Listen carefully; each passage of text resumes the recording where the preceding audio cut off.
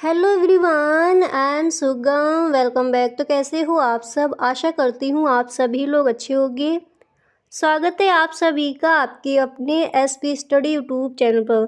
तो गाइस, आज हम आपको बताने वाले हैं जो सुबह से लेकर शाम तक जिन सेंटेंसेस को हम बोलते हैं उनको आज हम इंग्लिश में देखने वाले हैं। ठीक है, चलिए मॉर्निंग से स्टार्ट करते हैं। तो सबसे पहला जो वाक्य है वो मैंने यहाँ पर लिया है कि आज मैं समय से जागा हूँ। अक्सर आप बोलते ही होगी, अपने मन में बोलते होगी जब आप टाइम से जागते हो। अगर आपको जैसे कहना है आज मैं समय से जागा हूँ, सुबह से अगर आप बोलते हो सुबह इसको, तो इसको आप इंग्लिश में कहोगे I woke up on time today. I woke up on time today यानी आज मैं समय पर जागा हूँ, ऐसे भी आप बोल सकती हो। अगर इसी तरह दिन यहाँ पर अगर आपको बोलना है मैं रोज़ सुबह जल्दी उठता हूँ, जैसे अभी मैंने आपको बताया कि आज मैं समय से जागा हूँ, तो इसको आप इंग्लिश में क्या बोलोगे। और अगर आपको बोला हूँ कि मैं रोज़ सुबह जल्दी उठता हूँ, तो इसको आप इंग्लिश में कहोगे I get up early. I get up early every morning. इस तरह से आप बोलोगे इसको, I get up early every morning. मैं रोज़ सुबह जल्दी उठता हूँ। दिन अगर आपको यहाँ पर बोलना है कि आज मैं 6 बजे उठा, यानी कोई भी टाइम यहाँ पर आप ले सकते हो। अगर इस तरह से आपको बोले, यानी जितना भी आप बोलते हो सुबह से लेकर शाम तक जिन सेंटेंसेस को आप बोलते हो, जो भी आपके मन में चलता है वो सारा कुछ हम इस वीडियो में देखेंगे उसको इंग्लिश में। ठीक है, तो आज मैं 6 बजे उठा।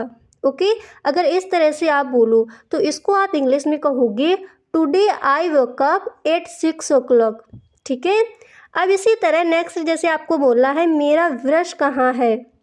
मेरा ब्रश कहाँ है, तो इसको आप इंग्लिश में कहोगे where is my brush. Where is my brush, मेरा ब्रश कहाँ है। दिन अगर आपको बोलना है जैसे जागते ही आपको ये कहना हो चलो साफ़ सफाई कर लेते हैं। जब आप जागते हो फिर आप अपने घर के कामकाज करोगे, तो जैसे आपको कहना हो कि चलो साफ़ सफाई कर लेते हैं, तो इसको आप इंग्लिश में कहोगे लेट्स क्लीन अप।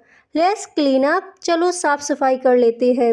दिन अगर आपको जैसे बोलना है किसी से कि झाड़ू लगा लो, किसी का नाम लेकर आपको कहना हो, जैसे आपको बोला हो मोहन झाड़ू लगा लो, तो इसको आप फिर इंग्लिश में कहोगे Mohan sweep the floor. Mohan sweep the floor, Mohan झाड़ू लगा लो। क्लियर। अब इसी तरह जैसे आपको कहना है कि मैं बर्तन धो रही हूँ, यानी कोई भी काम यहाँ पर आप ले सकते हो। जैसे आपको कहना हो मैं बर्तन धो रही हूँ, तो इसको आप इंग्लिश में कहोगे I M washing the dishes. I am washing the dishes, मैं बर्तन धो रही हूँ। ठीक है, यहाँ तक समझ आ गया। देखिए, इन सेंटेंसेस को आप लिखते चलिए और रोज़ाना बोलने की कोशिश कीजिए। जब सुबह आप उठिए इन सारे सेंटेंसेस को बोलिए। आपको ये काम नहीं भी करने हैं तब भी आप इनको बोलिए। ठीक है, तो इससे क्या होगा, आप ऐसे बोलेंगे एक एक दो दो डेली रोज़ाना आप एक एक बढ़ाते चलिए। इस तरह से जब आप बोलेंगे तो इंग्लिश में थोड़ा आपका सुधार होगा और अच्छे से आपको बोलना भी आ जाएगा। अब देखिए, अब जिन सेंटेंसेस को आप बोलते हो अगर मैं यहाँ पर उनको ना बता पाऊँ तो आप हमें कमेंट बॉक्स में बताएं। नेक्स्ट वीडियो उन्हीं सेंटेंसेस को मैं इंग्लिश में आपको बताऊंगी कि इस तरह से आप बोल सकते हो। ओके, यहाँ तक क्लियर हुआ। इसी तरह मैंने आपका अगला यहाँ पर जो वाक्य है वो लिया है कि मैं नाश्ते में चाय बिस्कुट दूंगी या फिर दूंगा, कुछ भी कर सकते हो। मैं नाश्ते में चाय बिस्कुट दूंगी, तो इसको आप इंग्लिश में कहोगे I will give T biscuit for breakfast today. मैं आज नाश्ते में चाय बिस्कुट दूंगा।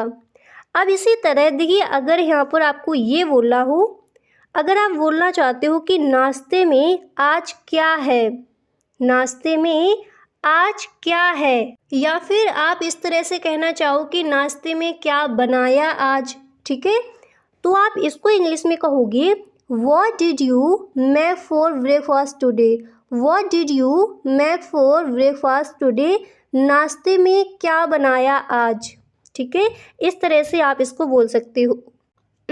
ओके, यहाँ तक आपको क्लियर हुआ। और देखिए, अगर आपको बोला हो कि नाश्ते में क्या है, कभी कभार आप ऐसे भी बोल सकते हो कि नाश्ते में क्या है, तब इसको आप इंग्लिश में कहोगे व्हाट्स फॉर ब्रेकफास्ट।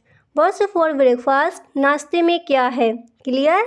इसी तरह मैंने अगला आपका वाक्य लिया है, अगर आप ये बोलना चाहते हो कि नाश्ता कितनी देर में बनाओगी, इसको अक्सर आप अपने घर में बोलते ही होगे, मुझे ऐसा लगता है ये वाक्य अक्सर आप बोलते होगे कि नाश्ता कितनी देर में बनाओगी। ओके, तो इसको आप इंग्लिश में बोलोगे what time will breakfast be made, what time will breakfast be made, नाश्ता कितनी देर में बनाओगी। क्लियर, इस तरह से इसको आप इंग्लिश में कहोगे। अब इसी तरह आगे देखिए, जैसे आपको कहना हो मेरे जूते कहाँ रख दिए, मेरे जूते कहाँ रख दिए, इसको भी अक्सर आप बोलते होगे, तो इसको आप इंग्लिश में कहोगे where did you put my shoes, where did you put my shoes, मेरे जूते कहाँ रख दिए। इसके बाद अगर जैसे आपको कहना हो कि मेरी घड़ी कहाँ है, मेरी घड़ी कहाँ है, तो इसको आप इंग्लिश में कहोगे where is my watch, where is my watch, मेरी घड़ी कहाँ है।